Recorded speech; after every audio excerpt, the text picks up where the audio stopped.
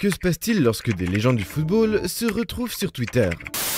Ça donne évidemment des rires, des peines de cœur et des drames purs qui peuvent faire exploser internet en quelques minutes.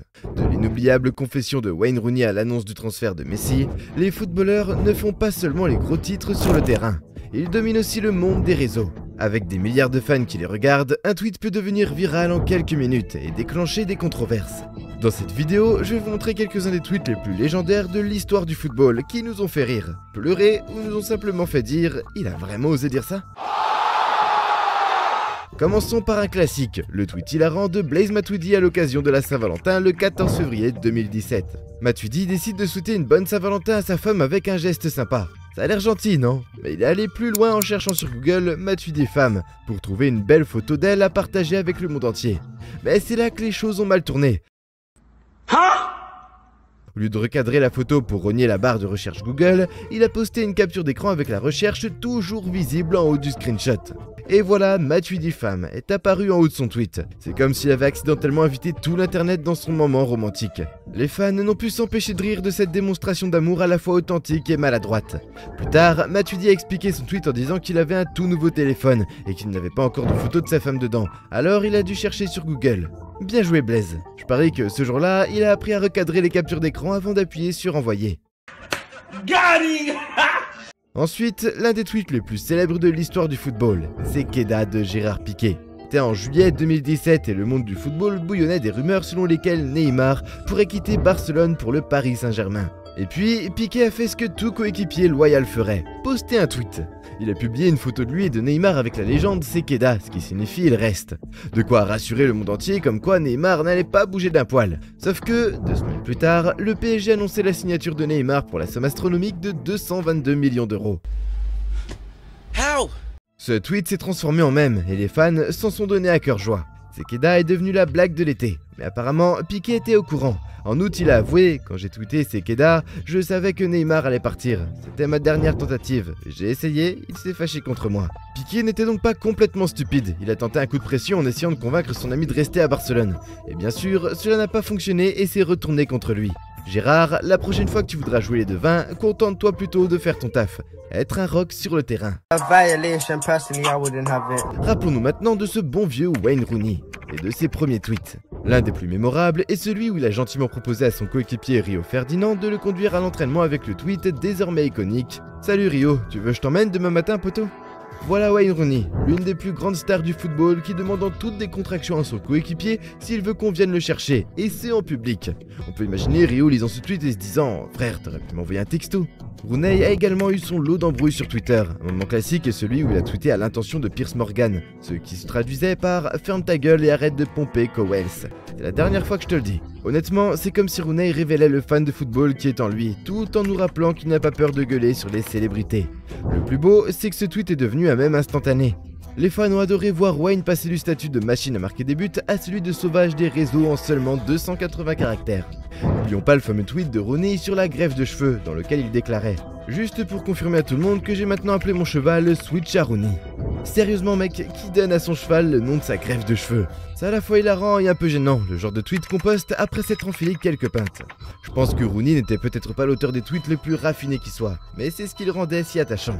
Ses tweets étaient crus et réels, il donnait un aperçu de sa personnalité au-delà du terrain. Vient ensuite Victor Wanyama, qui nous a offert quelques perles absolues sur Twitter.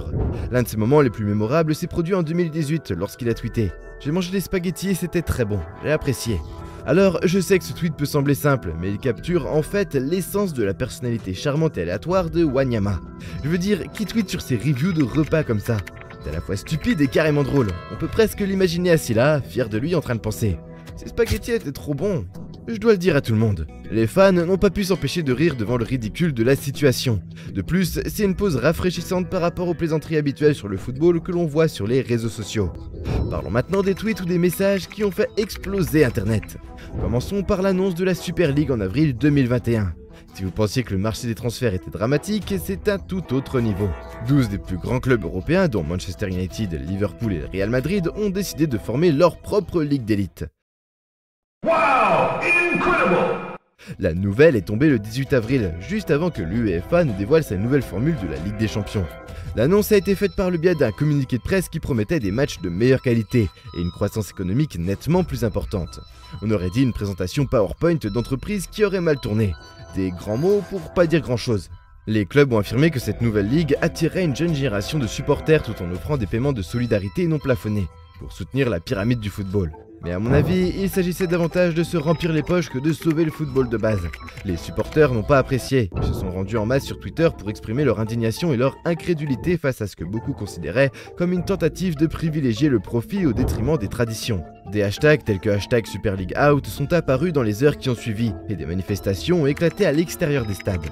Même les joueurs et les entraîneurs ont exprimé leur désapprobation. James Milner de Liverpool a même déclaré qu'il n'aimait pas du tout cette initiative lors d'une interview d'après-match et on pouvait presque entendre le soupir de soulagement collectif des supporters du monde entier. À peine 72 heures après l'annonce, tout s'est effondré comme un château de cartes.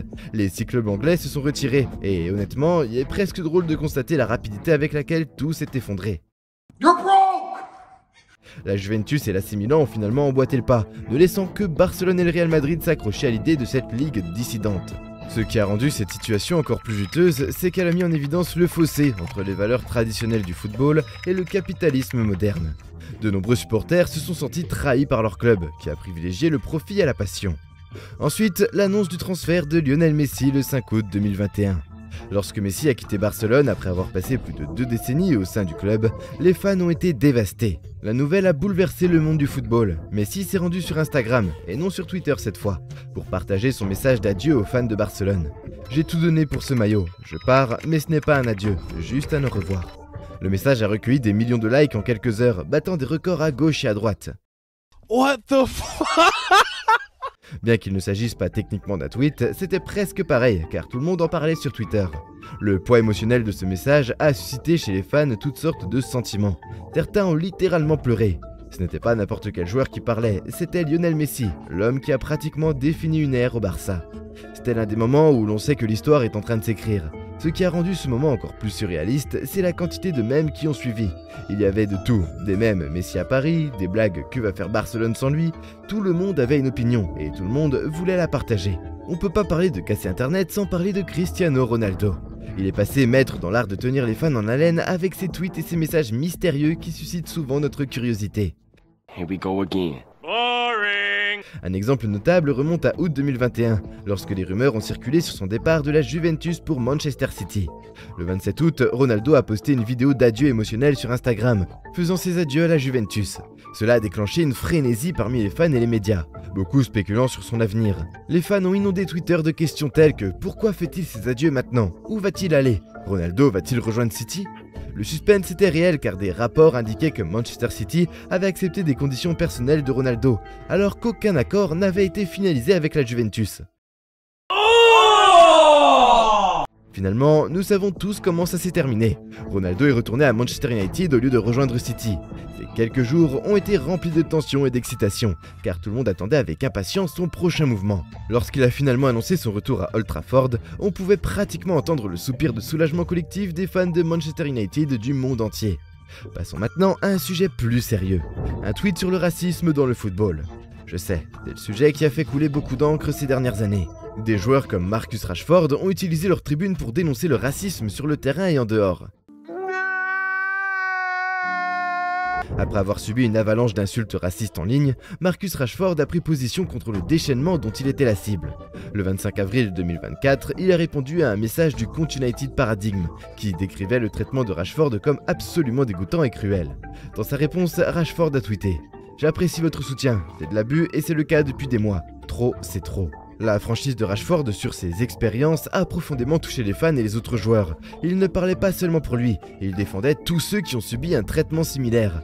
Ce qui est ironique ici, c'est que si les footballeurs sont souvent idolâtrés et célébrés, ils peuvent être aussi la cible d'abus ignobles simplement en raison de la couleur de leur peau.